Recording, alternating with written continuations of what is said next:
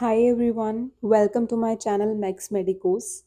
So today's topic is route of the drug administration. हम कहाँ कहाँ से ड्रग को हमारी बॉडी के अंदर डाल सकते हैं, ठीक है. सो द वे और path by which the drug moves and gives it's pharmacological action.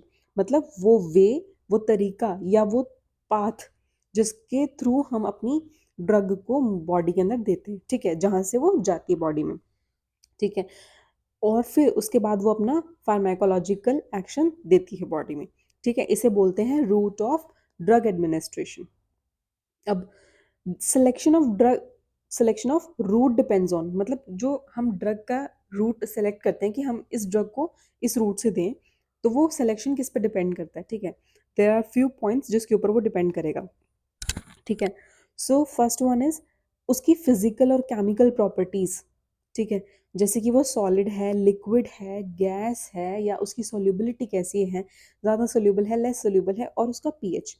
सो ये सारी क्या है, उसकी फिजिकल और केमिकल प्रॉपर्टीज, ठीक है.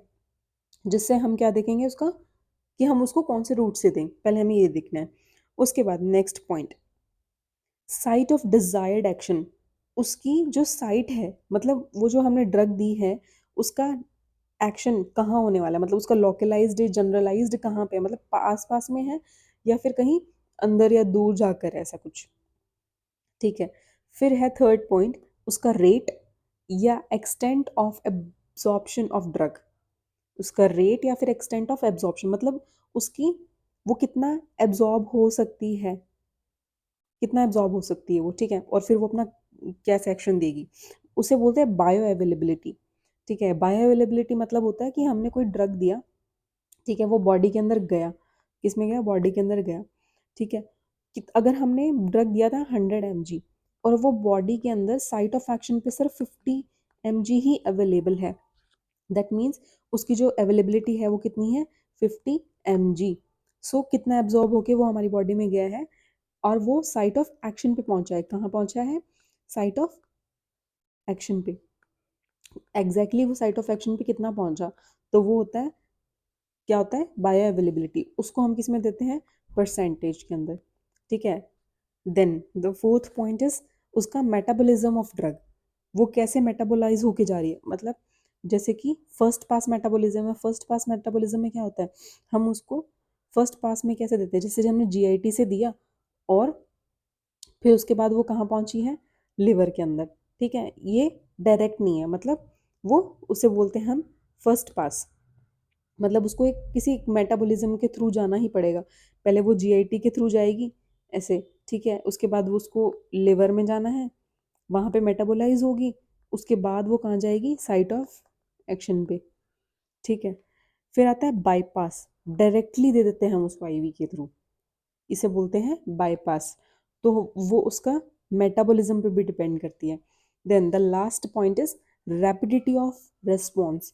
वो कितना रैपिडली अपना रेस्पॉन्स को देती है, उसका स्लो है, स्लो इफेक्ट है या फिर रैपिड है, ठीक है. सो ये क्या थे हमारे पास, इसके 5 पॉइंट्स. ये हमारे क्या हैं, 5 पॉइंट्स जिसके थ्रू हम अपनी रूट को सेलेक्ट करते हैं. किसको देखते हैं, रूट देखते हैं हम, रूट का सिलेक्शन है ये. ओके. सो अब हम देखते हैं एक्चुअल में रूट्स क्या क्या हैं. रूट ऑफ एडमिनिस्ट्रेशन, दो टाइप के रूट होते हैं. एक तो होता है ओरल रूट, एक होता है पेरेंट्रल, ठीक है. दो टाइप्स के route, oral and parenteral.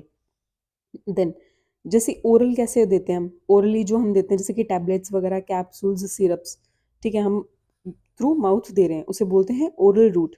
Through intestine action, अब वो जब हमने कहाँ से दी, अब हमने यहाँ से दिया है उसको, है ना, यहाँ से हमने कोई मेडिसिन दी, तो वो स्टमक में गया और फिर उसको इंटेस्टाइन में तो जाना ही पड़ेगा. तो इसलिए बोल रहा है कि थ्रू इंटेस्टाइन एक्शन, वो इंटेस्टाइन के अंदर उसका एक्शन होगा. इसे बोलते हैं हम फर्स्ट पास. अभी बताया था कि जब हम जीआईटी से दे रहे हैं उसको, है ना, जीआईटी से दे रहे हैं, फिर वो वहाँ तक इंटेस्टाइन गई, इंटेस्टाइन से एब्जॉर्ब होके किसी इंटेस्टाइन से ब्लड में गई, ब्लड से लिवर में जाएगी, लिवर में उसका क्या होगा, मेटाबॉलिज्म होगा. मेटाबॉलिज्म होने के बाद फिर से वो ब्लड में जाएगी, ब्लड में जाने के बाद वो कहाँ तक पहुँच जाएगी, अपनी साइट ऑफ एक्शन पे, ठीक है. सो ये क्या था, फर्स्ट पास.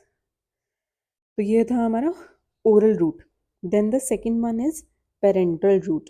पेरेंटल रूट क्या होता है? अदर देन एंट्रल, ठीक है, मतलब ओरल के थ्रू नहीं दे रहे हम, किसी और जगह से हमारी बॉडी के अंदर हम अपनी ड्रग को इंसर्ट कर रहे हैं, ठीक है, अदर देन एंट्रल। सो इसके भी डिफरेंट सोर्सेज होते हैं, कहाँ कहाँ से हम रूट्स होते हैं, आई मीन कि कहाँ कहाँ से दे सकते हैं, जैसे कि सबलिंगुअल, जीभ के नीचे रख के दे सकते हैं, देते हैं ना, जीभ के नीचे रख देते हैं कुछ मेडिसिन को, ठीक है। देन बक्कल रूट, मुंह के अंदर रख के उसको बोलते हैं कि डॉक्टर्स उसको मतलब ऐसे सक करते रहो उसको स्लोली स्लोली। देन रेक्टल, फिर है सबक्यूटेनियस इनहेलेशन, नाक से भी सूंघते हैं, या फिर सबक्यूटेनियस मतलब स्किन के अंडर देते हैं, नेजल में भी देते हैं। देन इंट्रामस्कुलर, मसल्स के अंदर देंगे, इंट्रावीनस वेन्स के अंदर डायरेक्ट इंजेक्ट कर देते हैं, इंजेक्शन, ठीक है। इंट्रा पेरिटोनियल, पेरिटोनियम जो होता है हमारे उसके अंदर देंगे। फिर इंट्रा आर्टिकुलर, जॉइंट्स के अंदर, इंट्रा आर्टिकुलर मतलब जॉइंट्स के अंदर direct. Intra medullary, intra medullary, then intra arterial, arteries के अंदर, ठीक है। सो ये दो हमारे क्या हैं, route of administration, oral and parenteral. Parenteral में बहुत सारे रूट्स होते हैं और ओरल में टैबलेट्स, सिरप्स या कैप्सूल्स वगैरह जो हम